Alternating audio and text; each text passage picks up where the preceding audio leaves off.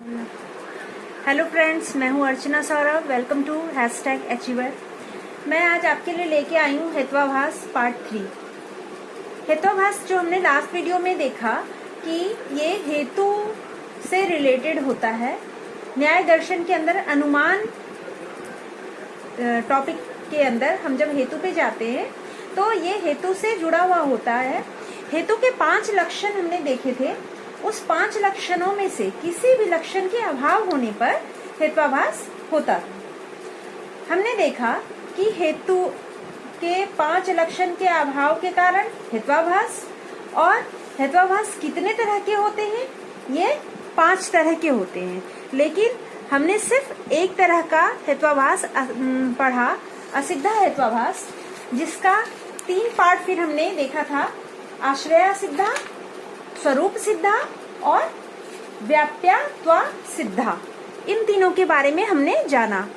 इस वीडियो में हम आगे देखेंगे सभी विकारा या सव्य विचारा, इसे अलग अलग नामों से पुकारा जाता है। For more detail please watch the previous video. अब आइए सव्य विचारा या फिर सभी विकारा के बारे में जानते हैं। It is also known as अनेकांतिका। हमने जब हेतु के बारे में पढ़ा था लास्ट वीडियो में, तब हमने देखा था कि हेतु या तो एकांतिक होता है या अनेकांतिक। एकांतिक कब होता है? जब हेतु का संबंध एक साध्य से होता है तब एकांतिक, और जब हेतु का संबंध अनेक साध्यों से होता है तब वो अनेकांतिक होता है। तो ये हमारा जो हेत्वाभास है ये किससे रिलेटेड है? अनेकांतिका से। It is a fallacy of the irregular middle term. बहुत क्लियर पता होना चाहिए कि ये कैसा होता है। इर्रेगुलर मिडिल टर्म के कारण ये फैलेसी होती है। जब हेतु अपवाद स्वरूप हो। अपवाद स्वरूप कैसे होगा उसे हम एग्जाम्पल से समझेंगे। यह तब होता है जब हेतु एक से अधिक साध्यों या फिर साध्य भावों से जुड़ा हुआ होता है, तब इस तरह की स्थिति आती है और सभी विकारा हेत्वाभास हो जाता है। ऐसे हेतु के साथ साध्य की व्याप्ति कैसी होती है? एकांतिक होती है। आप एग्जाम्पल देखो। फॉर एग्जाम्पल, सभी मनुष्य बुद्धिमान होता है, पागल भी मनुष्य है, इसलिए पागल भी बुद्धिमान है। अब यहाँ देखिए, मनुष्य क्या है? हमारा हेतु, क्योंकि हम उसे देख पा रहे हैं और हम क्या अनुमान लगा रहे हैं कि बुद्धिमान है। कौन बुद्धिमान है? पागल। तो पागल यहाँ पक्ष है, और जिस चीज का अनुमान लगाते हैं वो हमारा क्या होता है? साध्य, मेजर टर्म। हमने साध्य का मतलब बुद्धिमान का संबंध किससे कर दिया? सभी मनुष्य से। किसी एक से नहीं किया, सभी से कर दिया। तो ये अपवाद स्वरूप हो गया। इसका मतलब हमने अनेकांतिक कर दिया। यहाँ एक व्यक्ति नहीं है बुद्धिमान। हम अगर ऐसा कहते कि शुभम बुद्धिमान मनुष्य है, तब वहां पर एकांतिक होता है, एक व्यक्ति से उसका संबंध होता है। लेकिन हमने यहाँ कहा सभी मनुष्य बुद्धिमान होते हैं। इसका मतलब यहाँ सभी जहां आ जाएगा वहां सभी विकारा हेत्वाभास आएगा। हमने सभी मनुष्य बुद्धिमान होते हैं ये कहा, और ये फिर कहा कि पागल भी मनुष्य है, इसलिए पागल भी कैसा है? बुद्धिमान है। तो ये पॉसिबल नहीं है। यहाँ पर दोनों कॉन्ट्राडिक्टरी हैं, सही नहीं है। ये फैलेसी है, और ये फैलेसी जो कैसे होगी? सविकारा हेत्वाभास के थ्रू होगी। एक और एग्जाम्पल देखिए। सभी टोपी पहनने वाले नेता हैं, रहमान भी टोपी पहनता है, इसलिए रहमान भी नेता है। यहाँ नेता क्या होगा? साध्य, क्योंकि हम उसके होने की अनुमान लगा रहे हैं। और टोपी पहनना ये क्या है? हेतु, क्योंकि हम उसे देख करके, टोपी पहनने को देख करके ही अनुमान लगा रहे हैं। और हमारा पक्ष क्या है? रहमान। रहमान के बारे में हम बात कर रहे हैं, तो हमारा ये पक्ष है, माइनर टर्म है। अब देखिए, सभी टोपी पहनने वाले नेता है, हमने ये एज्यूम किया।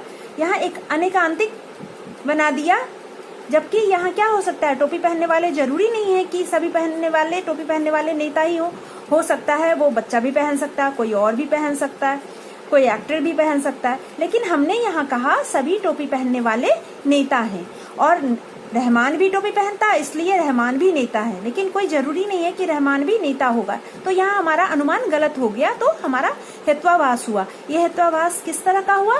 सविविकारा। अब ये देखिए, सविविकारा या सव्य विचारा, ये जो होते हैं ये भी 3 तरह के होते हैं, साधारण, असाधारण और अनुपसंहारी। इंग्लिश में भी इसे इसी नेम से पुकारा जाता है। ये समझने से पहले हमें 2 और टर्म्स को ध्यान में देना होगा, सपक्ष उद्धरण और विपक्ष उद्धरण। उद्धरण का मतलब होता है एग्जाम्पल्स, इलस्ट्रेशन। सपक्ष एग्जाम्पल्स क्या होंगे और विपक्ष एग्जाम्पल्स क्या होंगे? जब हेतु एवं साध्य दोनों का एक साथ रहे तब वहां कहलाएगा सपक्ष उदाहरण। जैसे जहां धुआं वहां आग, धुआं और आग दोनों एक साथ हैं, ऐसी कौन सी जगह हो सकती है? चिमनी। तो चिमनी हमारा सपक्ष उदाहरण हो गया। विपक्ष उदाहरण हो गया हमारा हेतु और साध्य दोनों का एक साथ अभाव रहता है, ना हेतु होगा और ना ही साध्य होगा। जैसे जहां आग नहीं वहां धुआं नहीं, ऐसा कौन सा हो सकता है? नदी हो सकती है, तालाब हो सकता है, कोई और क्षेत्र हो सकता है, मैदान हो सकता है। आप इसे एक और एग्जाम्पल से समझो। हमने अनुमान में पढ़ा था कि पर्वत पर धुआं उठ रहा है, इसका मतलब पर्वत पे आग है। तो हमने वहां अनुमान लगाया था पर्वत के पे आग और धुआं से, धुआं वहां हेतु था और हमने आग लगने का अनुमान लगाया था और हमारा पक्ष क्या था? पर्वत। तो जब सपक्ष कहेंगे तो हम ऐसी ही चीज ढूंढेंगे जहां पर आग और धुआं दोनों चीज हो। तो वो चिमनी हो सकती है, भट्टी हो सकती है, कुछ और हो सकता है। और विपक्ष हम वैसा चीज ढूंढेंगे जहां पर ना तो आग हो और ना ही धुआं हो। तो हम कोई भी मैदान, नदी, तालाब, वैली कुछ भी ले सकते हैं। साधारण सव्य विकारा ये तब होता है जब हेतु पक्ष, सपक्ष और विपक्ष तीनों में पाया जाता है। It occurs when the middle term is too wide, बहुत ही ज्यादा व्यापक हो in nature. It is present in both positive, positive हमारा होता है सपक्ष, एंड नेगेटिव, इसका मतलब विपक्ष इंस्टेंस। जब ऐसा होगा कि सपक्ष में भी पाया जाएगा और विपक्ष में भी पाया जाएगा, तब ये क्या करेगा? वॉयलेट करेगा। मिडिल टर्म प्रेजेंट नहीं होता, नेगेटिव टर्म इस चीज को वॉयलेट करेगा।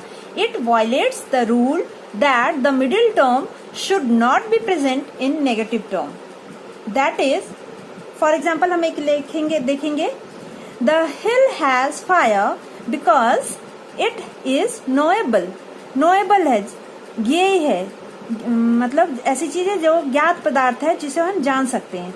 Hair knowable can be present in both fiery and non fiery objects. Knowable तो कुछ भी हो सकता है, जो नॉन फायरी है वो भी हो सकता है, जो फायरी है वो भी नोएबल हो सकता है।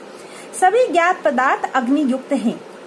पर्वत ज्ञात पदार्थ है, अतः पर्वत अग्नि युक्त है। यहाँ पर हेतु हमारा क्या है? जो हमने कहा नोएबल यानी ज्ञात पदार्थ, ज्ञेय, वो हुआ हमारा हेतु। और साध्य क्या है?